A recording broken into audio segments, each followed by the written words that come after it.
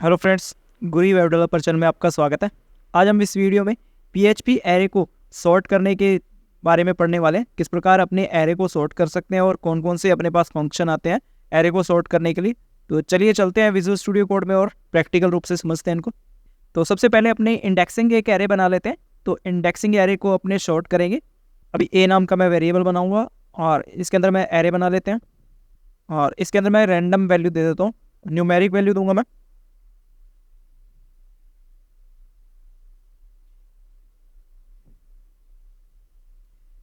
ये मैंने कुछ वैल्यू दी है और अभी चेक करते हैं अपने इसको सॉर्ट करके।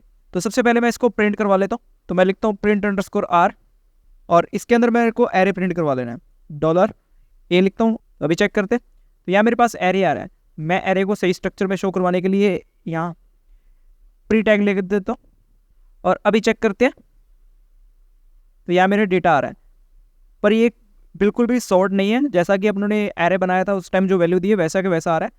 अब इस पर सॉर्ट मेथड अप्लाई करने के लिए तो यहाँ लिखूंगा मैं सॉर्ट SORT और इसके पैराथेसिस में मेरे को अपना एरे पास कर देना है। तो मैं ए नाम का एरे पास करता हूँ, सेमीकोलन।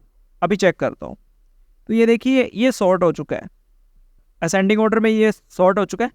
इसी प्रकार अगर डिसेंडिंग ऑर्डर में इसको सॉर्ट करना है तो डिसेंडिंग ऑर्डर में किस प्रकार होगा, इसको रिवर्स करना होगा। रिवर्स करने के लिए अपने को क्या लिखना है, आर सॉर्ट लिखना है। तो अभी चेक करते हैं तो ये सॉर्ट हो चुका है, ये आपका डिसेंडिंग ऑर्डर आ चुका है। तो इस प्रकार अपने रिवर्स ऑर्डर में भी इसको सॉर्ट कर सकते हैं। तो ये दो मेथड है जो आपके इंडेक्स्ड एरे पर वर्क करते हैं। इसी प्रकार इंडेक्सिंग एरे में आपने अगर अल्फ़ाबेट्स लिखे हैं तो अल्फ़ाबेट भी सॉर्ट हो सकते हैं। तो वो किस प्रकार होंगे, तो यहाँ मैं कुछ रैंडम अल्फ़ाबेट्स लिखता हूँ। यहाँ कुछ मैंने रैंडमली कुछ अल्फ़ाबेट्स लिखे हैं, ये सॉर्ट नहीं है। तो अभी इस पर मैं सॉर्ट मेथड अप्लाई करता हूँ। तो मैं यहाँ आर सॉर्ट हटाता हूँ। तो अभी मैं चेक करता हूँ तो यहाँ देखिए ये सॉर्ट हो चुका है, ABCD इस प्रकार अपना ये सॉर्ट हो चुका है। ये असेंडिंग ऑर्डर है। डिसेंडिंग ऑर्डर या रिवर्स ऑर्डर में करने के लिए तो ये आर सॉर्ट अप्लाई कर दूंगा। तो ये देखिए ये रिवर्स ऑर्डर में प्रिंट हो रहे हैं। अपने वो सिर्फ एरे के ऊपर ये फंक्शन अप्लाई कर देना है या कॉल करवा देना है इस फंक्शन को। तो वो एरे जैसे पास करेंगे तो वो उस प्रकार से वो एरे ओरिजिनल जो एरे है वो सॉर्ट हो जाएगा। अभी अपने एसोसिएटिव एरे बनाते हैं और एसोसिएटिव एरे में अपने क्या करते हैं, इसको सॉर्ट करते हैं। तो यहाँ मैं कुछ रैंडम नंबर्स या रैंडम वैल्यूज देता हूँ। तो उसमें भी अपने को यहाँ कुछ नेम वगैरह इस प्रकार ऐड कर सकते हैं। तो नेम से अपने को कंफ्यूजन रहेगा कि कौन सा नाम ऊपर नीचे जा रहा है। तो अपने क्या करते हैं, इसको कुछ रैंडमली अल्फ़ाबेट्स दे देते हैं। जैसे कि ए नाम का की है और उसमें वैल्यू दे देता हूँ मैं बी नाम की। क्या मैंने एसोसिएटिव एरे कंप्लीट कर लिया। तो उसमें देखो की जो है मेरी वो ए नाम की है और उसमें वैल्यू बी है। उसी प्रकार की मेरी सी नाम से है। तो इस प्रकार अपने इसको ऐसे देख सकते हैं कि जो की है, जो की का ऑर्डर है वो एक सॉर्ट नहीं है।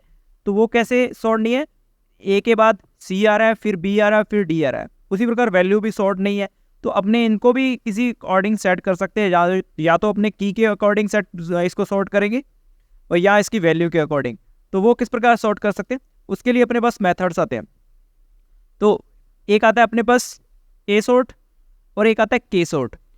सबसे पहले ए सॉर्ट के बारे में देखते हैं। ए सॉर्ट क्या करेगा, इसको असेंडिंग ऑर्डर में सॉर्ट करेगा। तो अभी चेक करते हैं। और ये जो होगा ये वैल्यू सॉर्ट होगा। ये जो आपकी वैल्यू दिख रही है साइड वो वैल्यू सॉर्ट होगी असेंडिंग ऑर्डर में।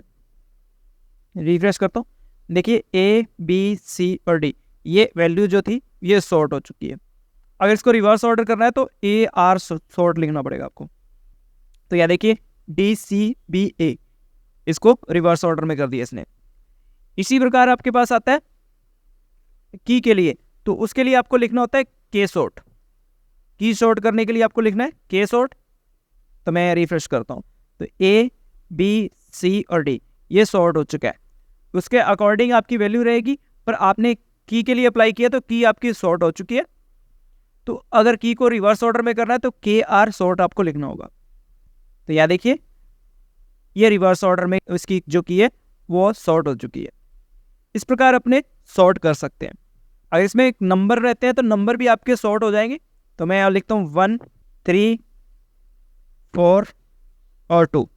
अब मेरे को ये वैल्यू सॉर्ट करनी है तो मैं यहाँ ए सॉर्ट लिखता हूँ तो ये सॉर्ट हो जाएंगे। यहाँ देखिए 1 2 3 4 इस प्रकार अपने सॉर्ट हो चुके हैं। ये थे एरे को सॉर्ट करने के तरीके। अभी अपने एक और एरे का एक टॉपिक कवर करते हैं इस वीडियो में, वो होता है मल्टी डायमेंशनल एरे। तो वो अपने किस प्रकार यूज़ कर सकते हैं और किस प्रकार बना सकते हैं। तो मैं सबसे पहले ये डेटा जो है उसको डिलीट करता हूँ। अभी ए नाम का एक वेरिएबल या मैं वेरिएबल का नाम लेता हूँ STD, स्टूडेंट्स या STD ऐसा। तो या मैं एरे बनाऊंगा, ये जो एरे है ये मल्टी डायमेंशनल लूँगा। तो एक ही एरे के अंदर मेरे को 3 से ज़्यादा या 3 स्टूडेंट का रिकॉर्ड रखना है। तो वो किस प्रकार रख पाएंगे, तो वो कुछ इस प्रकार होगा। एक एरे बनाया, इसके अंदर ये जो पहला डेटा होगा, जैसे कि अपने यहाँ कुछ भी ऐसा टाइप कर रहे हैं तो ये 0 नंबर इंडेक्सिंग है। क्यों ना अपने 0 नंबर इंडेक्सिंग पे वापस एरे बना दिया जाए। तो मैं एंटर करता हूँ, यहाँ वापस एरे बना देता हूँ। तो यहाँ मैं वापस एरे बना पाऊँगा। तो इसके अंदर मेरे को एंटर करना है, नेम मैं एंटर कर देता हूँ राम, उसकी एज एंटर कर देता हूँ और उसका रोल नंबर ऐड कर देता हूँ। यहाँ एक स्टूडेंट का रिकॉर्ड ऐड होके ऐसे ही मैं और ऐड करता हूँ। तो मैं लिखता हूँ एरे शाम, उसकी एज एंटर करता हूँ, उसके बाद उसका रोल नंबर एंटर करता हूँ, कॉमा, फिर एरे। मतलब एक एरे के अंदर अपने मल्टीपल एरे बना रहे हैं, तो यही होता है मल्टी डायमेंशनल एरे। तो यहाँ मैंने एक एरे कंप्लीट कर चुका हूँ।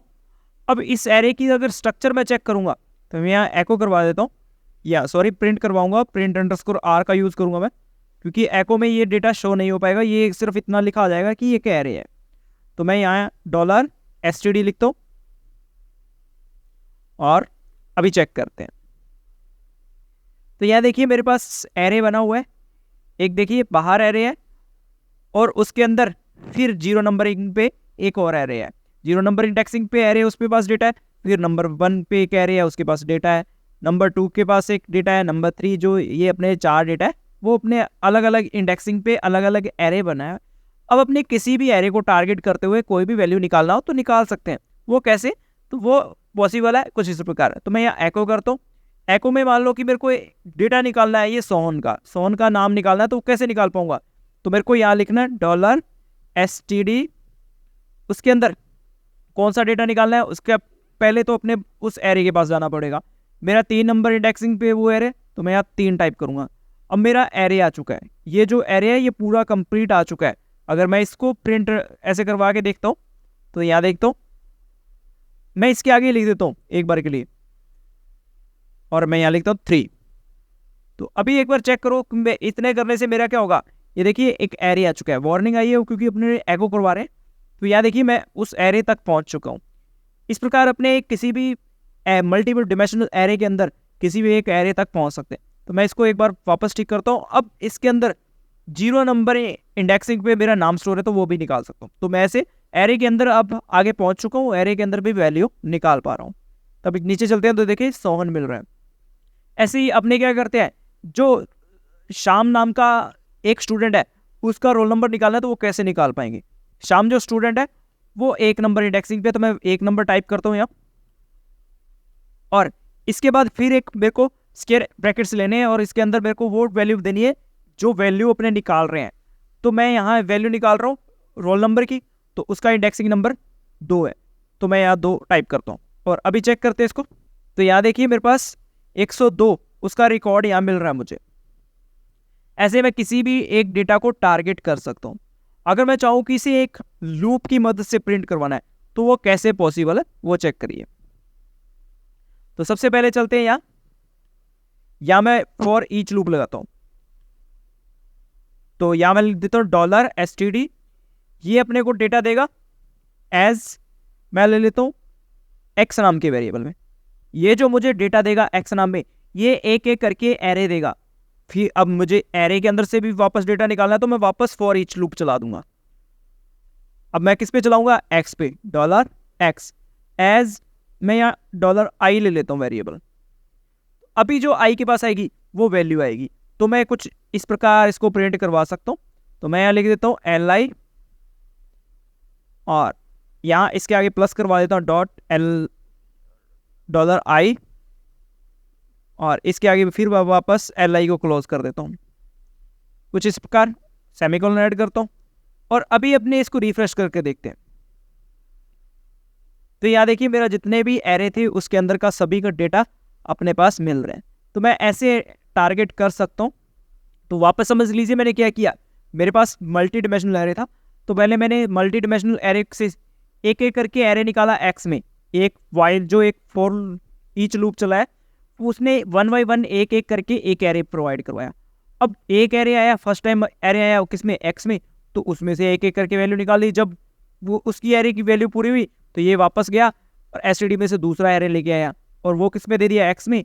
एक्स में उसमें जितनी वैल्यू थी वो आई में आई 1 बाई 1 करते हुए, और अपने ने क्या किया उसे प्रिंट करवा दिया। जैसे ही पूरा हुआ वापस ऊपर गया एसटीडी के पास, उसने नया एरे असाइन कर दिया किसमें, एक्स में, और अंदर आया एक्स पे, फिर वापस लूप चल गया और जितनी वैल्यू थी वो आई में स्टोर करवाता गया और अपने प्रिंट करवाते गए। ये प्रोसेस बार बार होता गया जब तक आपके एरे और उसकी वैल्यू खत्म नहीं हुई। ठीक है गाइस, ये थे आज के टॉपिक्स, मिलते हैं नेक्स्ट ट्यूटोरियल्स में, बाय बाय।